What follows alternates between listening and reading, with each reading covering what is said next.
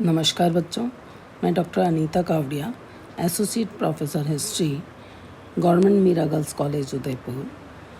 आज बच्चों हम एमए फाइनल हिस्ट्री के पेपर 3rd बी में शेरशाह सूरी और उनकी मुद्राएं माप तोल इसके बारे में चर्चा करेंगे। ख़ासतौर से जो सूरवंश की भूमिका क्या रही है सिक्कों के निर्माण में, इस पर हम विस्तार से अध्ययन करेंगे। जैसा कि हम सभी को पता है,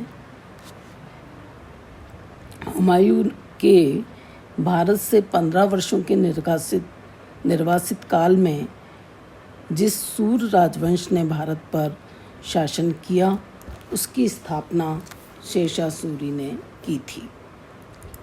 और शेरशाह ने एक बार कहा भी था कि अगर भाग्य ने मेरा साथ दिया और सौभाग्य मेरा मित्र रहा तो मैं मुग़लों को सरलता से हिंदुस्तान से बाहर निकाल दूंगा।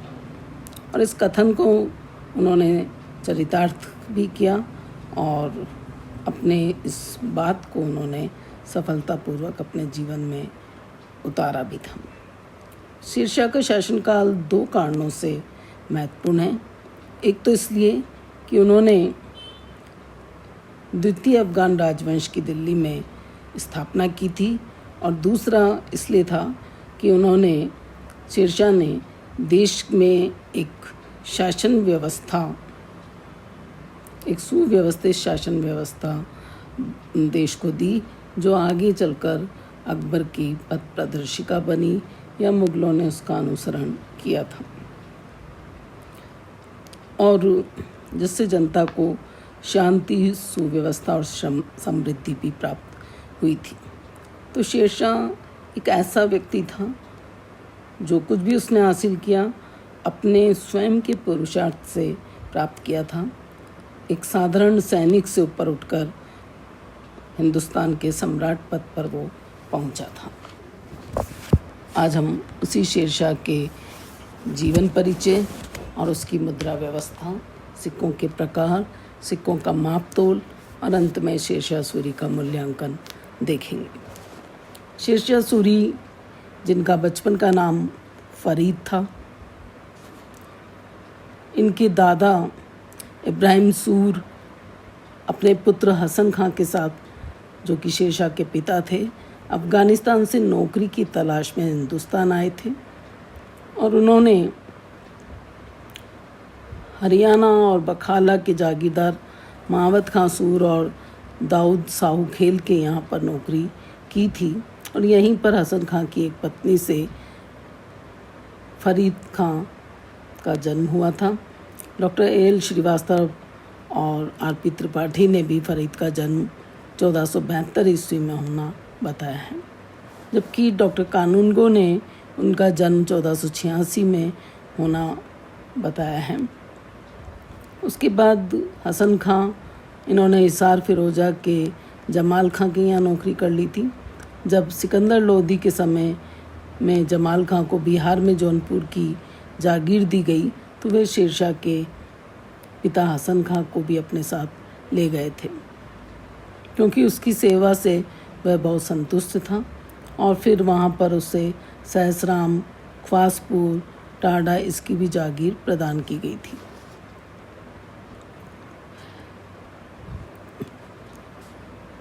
ऐसा कहा जाता है कि हसन खां, इसकी कई पत्नियां थीं, 4 पत्नियों की बात आती है, और उनसे 8 पुत्र थे। फरीद और निज़ाम पहली पत्नी से थे, और हसन अपनी चौथी पत्नी से अधिक प्रभावित थे, और इस कारण फरीद खां अपने पिता से झगड़ा करके 22 वर्ष की आयु में जौनपुर चले गए थे।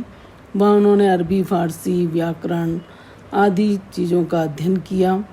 सिकंदरनामा, गुलिस्तां, बौस्तां, इनका अध्ययन किया, और उसने अपनी प्रतिभा से अपने पिता के मालिक जमाल खां को भी प्रभावित किया, और जिन्होंने फिर पिता पुत्र में समझौता करवा दिया। हसन खां को अपनी जागीर कर प्रबंध फरीद के हाथ में सौंपने का आदेश दिया। फलस्वरूप हसन ने अपनी जागीर का प्रबंध फरीद को सौंप दिया था। तो एक जागीर के प्रबंधक के रूप में 1511 से 1519 तक फरीद ने अपने पिता की जागीर का प्रबंध देखा। और यहाँ पर ऐसा कहा जाता है कि शेर खां की उपाधि भी इनको दी गई थी और उसकी सेवाओं से प्रसन्न होकर फिर उसे दक्षिण बिहार का उप सूबेदार भी नियुक्त कर दिया गया था। शेर खां की उन्नति को देखकर दक्षिण बिहार के लोहानी और अन्य सरदार उससे ईर्ष्या करने लगे थे और कान भरने लगे थे। तो अफ़गानों के लिए ये समय बड़ा नाजुक था और पानीपत के युद्ध में 1526 ईस्वी में इब्राहिम लोदी मारा गया था। हिंदुस्तान की सत्ता अफ़गानों के हाथ से निकलकर मुग़लों के हाथ में चली गई थी और शेर खां पर महमूद लोदी के साथ होने का आरोप लगाकर उसके शत्रुओं ने भड़काने में सफलता प्राप्त कर ली थी और ऐसी स्थिति में शेर खां को बिहार छोड़ना पड़ा था। तो तब वो बाबर की सेवा में चला गया था, जहाँ उसने मुग़लों के सैनिक संगठन और रणनीति को अपनी आंखों से देखा और अच्छी तरह समझा। चंदेरी के युद्ध में वह मुग़ल सेवा में था। उस समय बाबर ने शेर खां के बारे में कहा था, ये अफ़गान छोटी छोटी बातों से पीछे हटने वाला आदमी नहीं है, वह आगे चलकर बड़ा आदमी हो सकता है। इसके बाद उसका हमने देखा कि हुमायूं के साथ संघर्ष हुआ 1530 से 1540 ईस्वी में और फिर अंततः हुमायूं को उसने यहाँ से खदेड़ दिया था और 1540 में हिंदुस्तान का बादशाह शेरशाह सूरी बना था। 1540 से 1545 ईस्वी तक वो यहाँ का बादशाह रहा, शासक रहा और उस समय उसके ये कार्य जो प्रशासन संबंधी कार्य हैं वो बहुत उल्लेखनीय है। और कई बार ये कहा जाता है कि बाबर को भी इतना ही समय मिला था, लेकिन वो एक सुव्यवस्थित प्रशासन अपने उत्तराधिकारियों के लिए नहीं सौंप गया था, जबकि शेरशाह ने उस कम समय में अपना साम्राज्य विस्तार भी किया और उस विस्तृत साम्राज्य को एक सुव्यवस्थित शासन प्रणाली भी दी थी। शेरशाह की मुद्रा व्यवस्था क्या थी? एक प्रशासक के रूप में उनकी जो सफलताएं उनको दी जाती है, प्रशासनिक व्यवस्थाएं जो पहले थी उनके सुधार कार्यक्रमों को इसने अपनाया था और उसकी वजह से ये बहुत ऊंचाइयों तक पहुंचा था। ख़ासतौर से गुप्तचर व्यवस्था, संचार व्यवस्था आदि इसकी महत्वपूर्ण और सैनिक सुधार आदि की महत्वपूर्ण उपलब्धियां थीं। जहाँ तक शेरशाह की मुद्रा व्यवस्था की बात है, शेरशाह के सुधारों में मुद्रा संबंधी सुधारों का भी महत्वपूर्ण स्थान है। उसने अपने पुराने और घिसे पुराने शासकों के प्रचलित सिक्के बंद करके उनके स्थान पर सोने, चांदी और तांबे के नए सिक्के चलाए थे और उनका अनुपात भी निश्चित किया था। उसके चांदी के रुपए का वजन 180 ग्रैन था, जिसमें 175 ग्रैन शुद्ध चांदी होती थी। सोने के सिक्के 166.4 ग्रैन और 168.5 ग्रैन के भी ढाले गए थे। तांबे का सिक्का दाम कहलाता था। सिक्कों पर शेरशाह का नाम, उसकी पदवी, टकसाल का स्थान अरबी लिपि में और कुछ सिक्कों पर देवनागरी लिपि में भी अंकित रहता था। मुद्रा संबंधी इन सुधारों से व्यापारी वर्ग की अनेक असुविधाएं दूर हो गई थी और इसीलिए ये सुधार बड़े लाभदायक और सुविधाजनक सिद्ध हुए थे।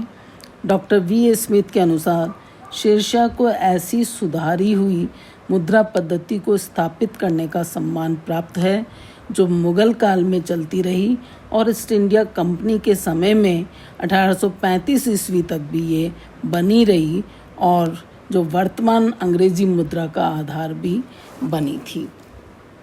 तो इस तरह से शेरशाह सूरी के बारे में हमें उसकी योग्यताओं के बारे में, उसकी प्रशासनिक उपलब्धियों के बारे में और उसकी मुद्रा व्यवस्था संबंधी निर्णयों के बारे में भी हमें जानकारी मिलती है। शेरशाह सूरी के सिक्के, जिसमें हमने सोने, चांदी, तांबे इनकी बात देखी, तीनों प्रकार के सिक्के हमें मिलते हैं।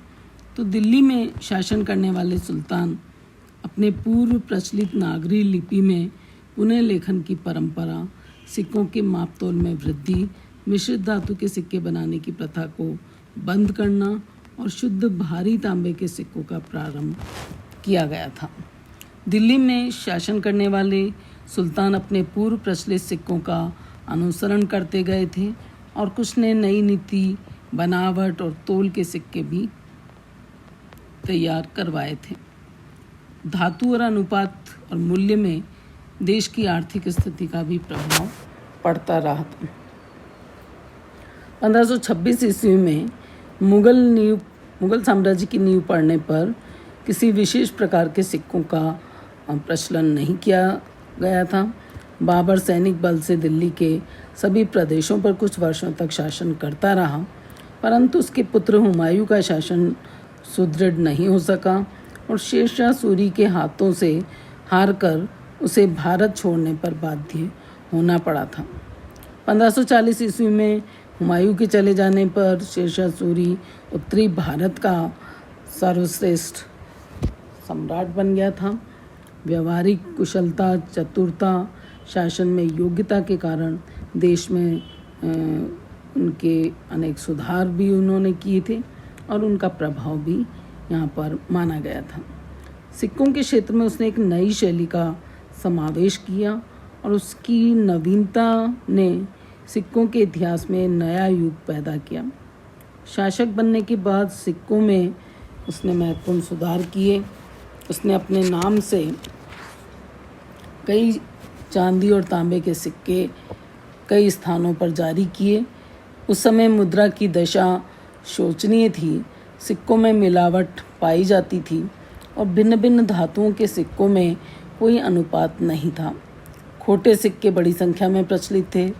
तो सर्वप्रथम शेरशाह ने मिश्रित धातु के बने सिक्कों को समाप्त किया तथा एक ही धातु, निश्चित तोल और शुद्ध धातु के सिक्के चलाए, चाहे वो सोने के हैं, चाहे वो चांदी के हैं या तांबे के हैं।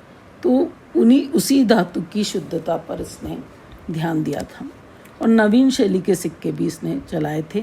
नवीन शैली के सिक्कों में समावेश भी किया गया था, जिसके चिन्ह आज तक देखने को मिलते हैं। डॉक्टर एल श्रीवास्तव के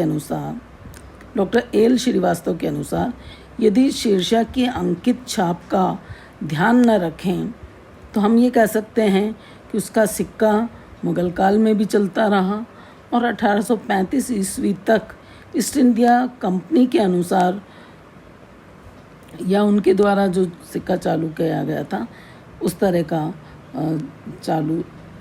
तरह का सिक्का भी यहाँ पर माना गया था। स्मिथ का मानना है कि यह रुपया वर्तमान ब्रिटिश मुद्रा की प्रणाली का आधार है। उसका जो रुपया चलता था, जो चांदी का होता था 1 रुपया, वो आगे चलकर ब्रिटिश मुद्रा की प्रणाली का आधार बना था। शेरशाह ने सिक्के ढालने के लिए सभी मुख्य शहरों में टकसालें खोली जो उसके राज्य के अंतर्गत आती थी और यही कारण है कि शेरशाह के सिक्के हमें बहुत बड़ी मात्रा में मिलते हैं। शेरशाह ने शुद्ध चांदी के सिक्कों को रुपया नाम से चलाए, तांबे के सिक्कों को पैसा नाम या दाम नाम से चलाया और सोने के सिक्कों को उन्होंने मोहर कहा था। थॉमस के अनुसार रुपये का वजन 178.25 ग्राम होना चाहिए। अकबर का रुपया, जिसका वजन 11.5 मासा ग्राम का उल्लेख अबुल फजल ने किया है, जिससे प्रमाणित होता है कि शेरशाह के सदृश ही अकबर ने चांदी के सिक्के चलाए।